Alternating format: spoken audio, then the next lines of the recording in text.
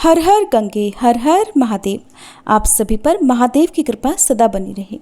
आज की इस वीडियो में आप सुनेंगे गणेश भगवान की पौराणिक कथाएं। विघ्नहर्ता भगवान गणेश की कथाएं सुनने से सदैव गणपति का आशीर्वाद बना रहता है और सभी विघ्न भी दूर हो जाते हैं। पौराणिक कथा के अनुसार एक बार गणेश जी महाराज एक सेठ जी के खेत में से होकर जा रहे थे तो उन्होंने 12 दाने अनाज के तोड़ लिए। अब अनाज के दाने बिना पूछे तोड़ लिए तो गणेश जी के मन में बड़ा भारी पछतावा होने लगा। वे सोचने लगे, अरे मैंने तो सेठ जी के यहाँ से बिना पूछे ही दाने तोड़ लिए, इसका मतलब ये तो चोरी हुई, यानी कि मैंने सेठ जी के यहाँ चोरी कर ली।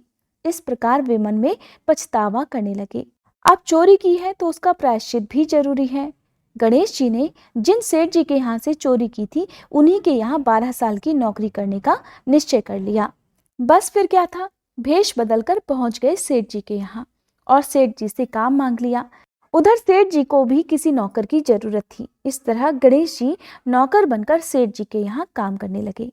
एक दिन की बात है, सेठानी राख से हाथ धोने लगी तो गणेश जी ने सेठानी का हाथ पकड़कर मिट्टी से हाथ धुला दिए। सेठानी सेठ जी से बोली, अरे ये कैसा नौकर रखा है, नौकर होकर इसने मेरा हाथ पकड़ लिया। जब सेठ जी को पता चला तो उन्हें भी गुस्सा आया। सेठ जी ने तुरंत अपने नौकर को बुलाकर पूछा, क्यों, तुमने सेठानी का हाथ क्यों पकड़ा? तो गणेश जी कहने लगे, मैंने तो एक सीख की बात बताई है। राख से हाथ धोने से घर की लक्ष्मी नाराज होकर घर से चली जाती है और मिट्टी से हाथ धोने से घर में लक्ष्मी जी का वास हो जाता है। सेठ जी ने सोचा, अरे मेरा नौकर है तो सच्चा।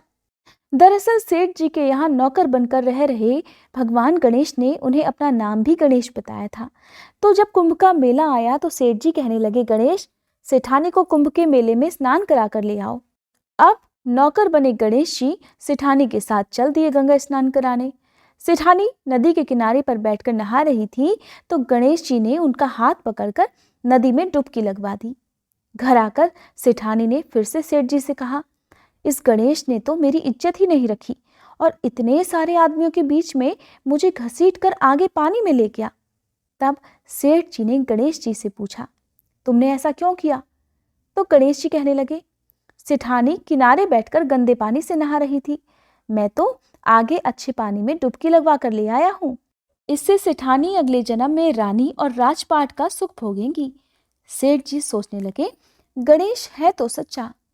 एक दिन की बात है, सेठ जी के घर में पूजा पाठ हो रही थी, हवन भी हो रहा था।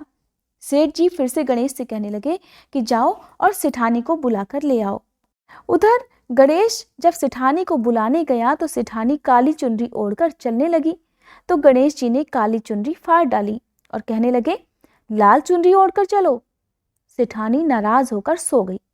सेठ जी ने देखा सेठानी अभी तक आई नहीं तो खुद आ गए देखने के लिए। आकर देखा तो सेठानी तो नाराज होकर लेटी हुई थी। सेठानी से पूछने लगे, क्या बात है, घर में हवन की तैयारियां हो चुकी हैं और तुम यहाँ सो रही हो? तो सेठानी कहने लगी, समझाओ अपने गणेश को, देखो आज इसने मेरी चुनरी ही फाड़ डाली। ये बात जानकर सेठ को बहुत गुस्सा आया। बुलाया गणेश को और बहुत डांटा। तब गणेश जी कहने लगे, सेठ जी पूजा पाठ में काला वस्त्र नहीं पहनते हैं और सेठानी क्योंकि काली चुनरी ओढ़कर जा रही थी तो मैंने इनसे लाल वस्त्र पहनने के लिए कहा और जब ये नहीं मानी तो मैंने इनकी काली चुनरी फाड़ डाली। काला वस्त्र पहनने से कोई भी शुभ कार्य सफल नहीं होता है। ये बात सुनकर सेठ जी सोचने लगे, गणेश है तो सच्चा और समझदार। फिर एक दिन की बात है, सेठ जी पूजा करने लगे। पूजा करने के लिए उन्होंने पंडित जी को भी निमंत्रण दिया था। अब पंडित जी आए, पूजा की तैयारियां हो गई। तभी पंडित जी कहने लगे, अरे सेठ जी, मैं तो गणेश जी की मूर्ति लाना ही भूल गया, अब क्या करें? उधर नौकर बने गणेश भगवान वहीं खड़े हुए थे और सारी बातें देख और सुन रहे थे। ये बात सुनते ही गणेश जी तुरंत कहने लगे, तो मुझे ही मूर्ति बनाकर विराजमान कर लो, आपके सारे काम सफल हो जाएंगे। ये बात जब सेठ जी ने सुनी तो उन्हें बहुत गुस्सा आया और वो गुस्से से कहने लगे कि तुम तो अब तक सेठानी से ही मजाक करते थे, अब मुझसे भी मजाक करने लगे। तब गणेश जी ने कहा, सेठ जी मैं मजाक नहीं कर रहा, तुम मेरी बातों को मजाक बिल्कुल मत समझो, मैं बिल्कुल सच कह रहा हूँ। इतना कहते ही नौकर बने गणेश ने भगवान गणेश का साक्षात रूप धारण कर लिया और सेठ सेठानी ने जब ये देखा तो पंडित जी, सेठ और सेठानी गणेश जी के चरणों में गिर गए। उनकी पूजा की। पूजा खत्म होते ही गणेश जी तो अंतर्ध्यान हो गए। अब सेठ सेठानी को बहुत दुख हुआ। उन्होंने कहा, हमारे पास तो साक्षात गणेश जी रहते थे और हमने उनसे इतना सारा काम करवाया, उन्हें अपने घर में नौकर बनाकर रखा।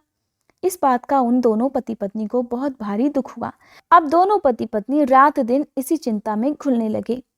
जब गणेश जी ने उनकी चिंता देखी तो एक दिन सपने में उन्हें दर्शन देकर कहने लगे, सेठ जी, आप बिल्कुल भी परेशान मत होइए। एक बार मैंने आपके खेत से अनाज के 12 दाने तोड़ लिए थे। उसी का दोष मेरे सिर पर लग गया था और वही दोष उतारने के लिए मैंने आपके यहाँ नौकर बनकर 12 साल काम किया। अब आप दोनों बिल्कुल भी दुख मत करो। ऐसा कहकर भगवान गणेश अंतर्ध्यान हो गए। उधर गणेश भगवान की कृपा से सेठ जी के यहाँ करोड़ों की माया हो गई। उनके घर में सुख संपत्ति और धन के भंडार भर गए। हे गणेश जी महाराज, जैसा सुख, जैसी धन दौलत आपने सेठ जी को दी, वैसी सबको देना। इस कथा को कहते सुनते और हुंकारा भरने वाले सभी को और उनके सब परिवारजनों को भी देना। बोलो गणपति महाराज की जय। अब सुनिए एक और पौराणिक कथा। पौराणिक कथा के अनुसार एक समय की बात है। एक गांव में एक भाई बहन रहा करते थे। बहन का नियम था कि वो अपने भाई का चेहरा देखकर ही भोजन किया करती थी। उसका रोज का यही नियम था। जब तक वो अपने भाई का चेहरा ना देखे तब तक वो भोजन नहीं करती थी। इस तरह समय बीतता रहा और उस लड़की का विवाह हो गया।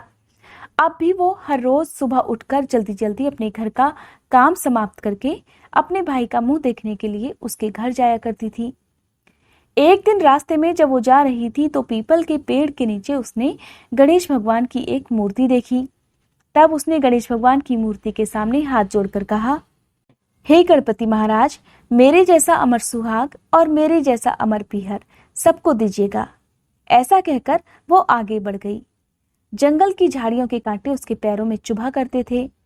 अब उसका हर रोज का नियम था कि वो पीपल के पेड़ के नीचे स्थापित मूर्ति के आगे हाथ जोड़कर ही आगे बढ़ा करती थी। रास्ते में झाड़ियों के कांटे उसके पैर में चुभते थे तो उसके पांव से खून निकलने लगता था। एक दिन जब वो अपने भाई के घर पहुंची तो भाई का मुंह देखकर बैठ गई। तब उसकी भाभी ने उससे पूछा, तुम्हारे पैरों में क्या हो गया है? ये सुनकर उसने भाभी को जवाब दिया कि भाभी, रास्ते में जंगल की झाड़ियों के गिरे हुए कांटे मेरे पांव में चुभ गए हैं। उसकी भाभी ने जब ये बात भाई को बताई तो भाई ने अगले दिन कुल्हाड़ी लेकर रास्ते की सभी झाड़ियों को साफ कर दिया और इस तरह से कांटे भी साफ हो गए। भाई ने कांटों के साथ साथ पीपल के पेड़ के नीचे रखी मूर्ति को भी वहां से हटा दिया था, जिसकी वजह से गणेश भगवान क्रोधित हो गए और इस प्रकार उन्होंने क्रोधित होकर उसके भाई के प्राण हर लिए। उधर लोग जब उसके भाई को अंतिम संस्कार के लिए ले जाने लगे तब उसकी भाभी रोते हुए लोगों से कहने लगी, आप लोग थोड़ी देर रुक जाओ, मेरे पति की बहन आने वाली है और वो अपने भाई का मुंह देखे बिना नहीं रह सकती, उसका यही नियम है। तब लोगों ने कहा, आज तो देख लेगी पर कल कैसे देखेगी? रोज की तरह उधर जब बहन अपने भाई का मुंह देखने के लिए जंगल में निकली तब उसने देखा रास्ते की झाड़ियों और कांटों को हटाकर साफ कर दिया गया है। और जब वो हाथ जोड़ने के लिए पीपल के पेड़ के नीचे पहुंची तो उसने देखा कि वहां पर गणेश भगवान की मूर्ति भी नहीं थी। उसे थोड़ी दूर पर गणेश भगवान की मूर्ति पड़ी हुई दिखाई दे गई।